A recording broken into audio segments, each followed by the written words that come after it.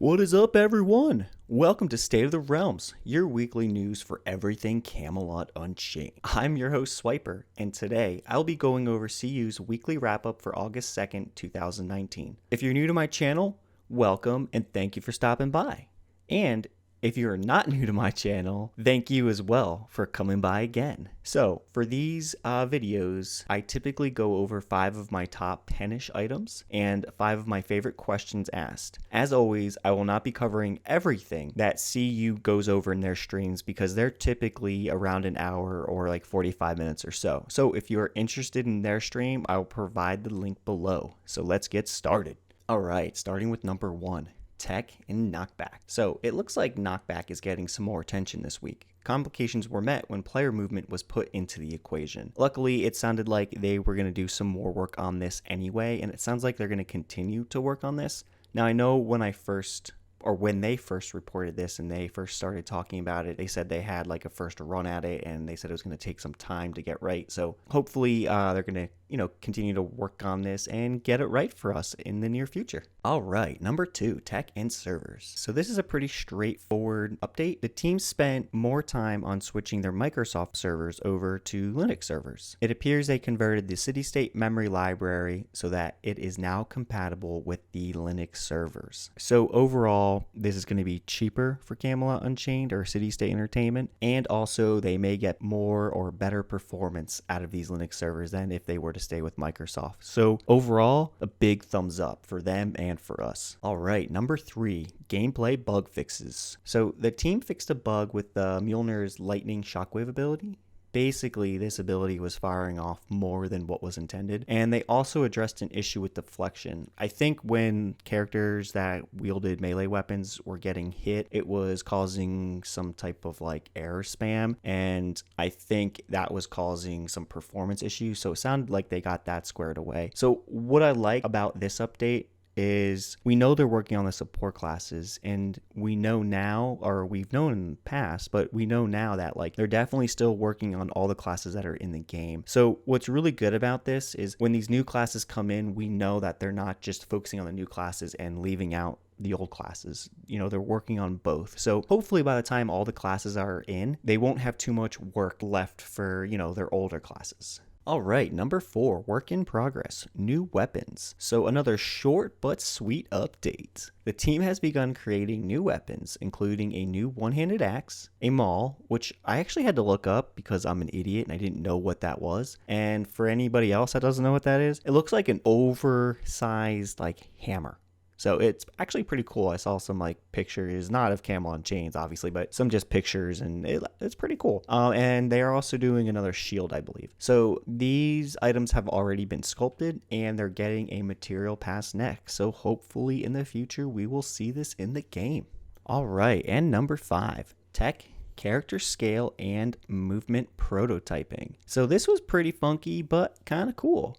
So it looks like the team maybe scaled up like a human type of character and made it to like a giant size, like a huge giant size. And they placed in this game and it was walking around. And I think this kind of fits in with 2 of the updates, the character scaling prototyping and also the giant movement animation. So if you haven't seen this, I'll put a picture in here, but it looks pretty funky. But I kind of liked it. I imagine this is something they'll be using maybe for testing and also maybe how they'll scale different character sizes, but that's just me kind of guessing. So yeah, pretty cool. All right, moving on to the Q&A section, starting with question number 1. What milestones does CU need to hit before announcing Beta 2? So there are 2 things that Mark brought up here. First thing, classes. He wants the classes to be in Beta 1 before they move on to Beta 2, which makes sense. And I'm talking about the classes for launch, not the extra classes that they're going to be putting in later in the game. The second item he brought up was stability, but this was good. He basically said that, hey, we don't have to worry about stability. So it sounds like they are in a comfortable position when it comes to stability to move on to the next step. So the big takeaway here, it sounds like we're just waiting on these classes to move on to Beta 2. And I'm sure there's a lot of other small things, but he didn't really get into that, so I don't want to presume or assume anything. All right, moving on to number 2.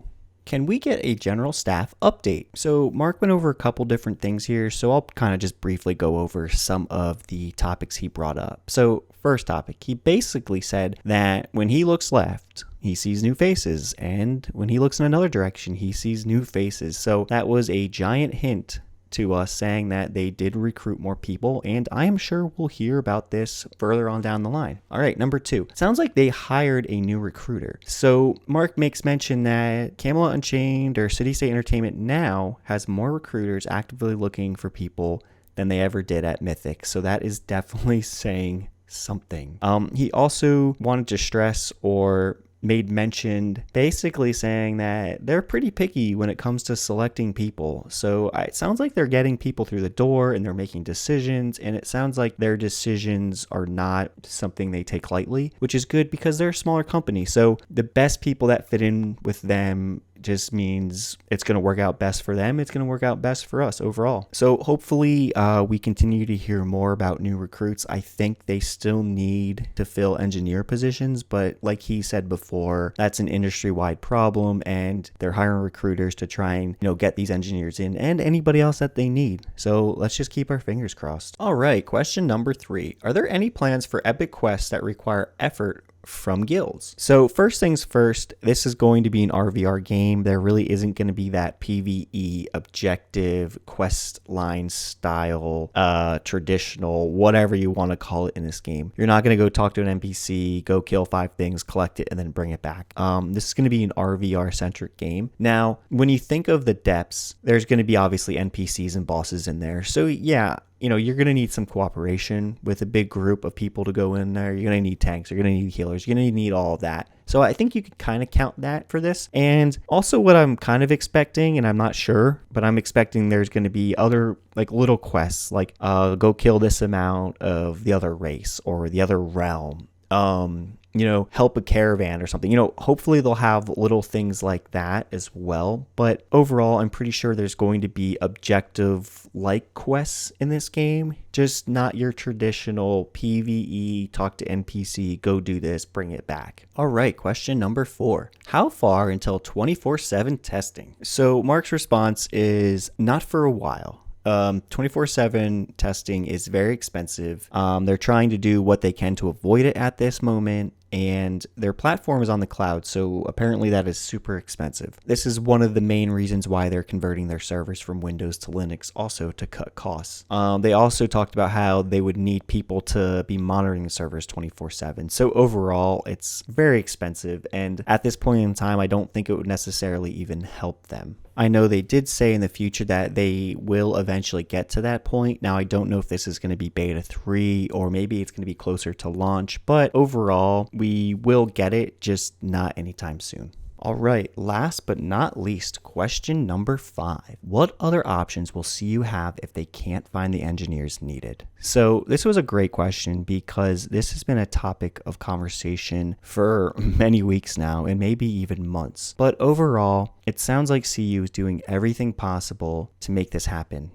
They're hiring more recruiters. They set up that second office to extend their reach for more people. So overall, I think all we can do is wait and be positive and hope for the best. It sounds like this engineer position that they're looking for is an industry-wide issue, and many companies are looking for it. So the way I see it is I jump in this game every so often or when they do a test here and there, and I try and compare it to what it was like a few months back, and I see a lot of progress, and that's a really good sign. So if we're seeing this much progress and yet they still need some other positions, including an engineer position or however many they need, it's good that we're still seeing great progress, and I think that's something to be hopeful for. And like I said, all we can do is just wait and hope for the best, and hopefully they get these positions filled.